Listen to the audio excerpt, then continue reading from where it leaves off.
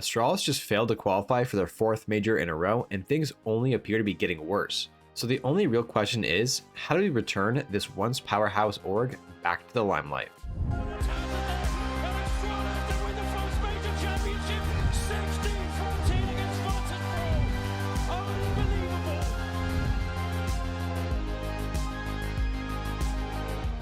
The way I see it, there's really only two options for Astralis, and neither of them are going to be popular. The first option, which I don't think will happen, but it would be the easiest way for them to improve, is to go international. Look, there's a reason all the other national teams like Fnatic or NIP have abandoned their national branding in favor of an international approach. You just have a much higher skill ceiling just due to the fact that you can pull from a wider pool of talent. If you don't adapt, you end up like Big, a middling team stuck in tier 2. Scratch that. Big at least made the major, and Astralis couldn't even do that, and they're from Counter-Strike's homeland. The real issue with not going international is what happens when the talent pool dries up. I'm not saying Denmark is devoid of talent, but if you don't snag the one or two rising talents before someone else does, you're shit out of luck and your team will begin to fall off. But like I mentioned, I don't think Astralis will go international. Their identity as a solely Danish team is too ingrained at this point, even more so than the national orgs of old. There will always be Danish teams to support, but every Dane's first love is Astralis. Their cultural impact over there is off the charts, and time again, it's been shown that no matter what happens, they will get support. The other option for Astralis might be the most unpopular idea ever, but I think it needs to be discussed. Astralis should kick Device. I know he is an icon of the scene and the heart and soul of the team, but I think it's time for him to hang it up. I'm not trying to hate on the man for his medical issues or downplay them, in fact quite the opposite. I think his condition is so severe that for his future, his family, and his team, he should retire with his head held high. The reality of the situation is, he has issues with travel and stress, and that will only be exacerbated by the schedule changes coming in 2025, especially in a team like Astralis who need to fight for every point they can get and won't be able to take any tournaments off.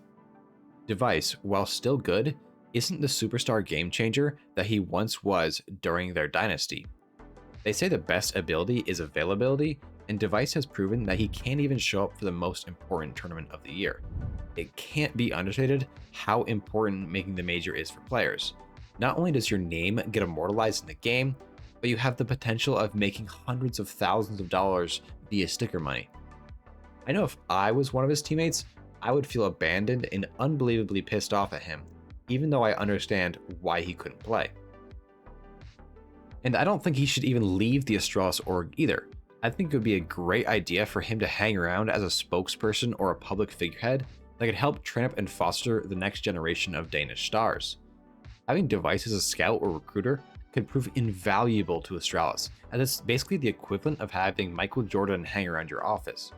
It also has the added benefit of allowing him to stay close to the game he loves without all the added stress of travel and competition. Finally, I like to end the video off with a couple of potential roster moves, however unlikely they are.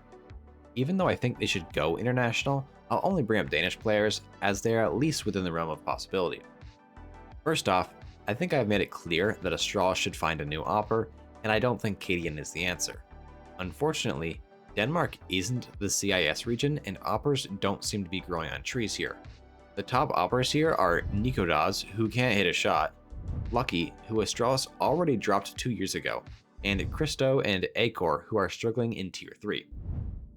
Thinking about this more in depth, Astralis may just have to stick with Cadian for the time being, or punt on an unknown talent that Device could help train up. And just to clarify, I don't think Astralis should give up on Cadian, at least not yet.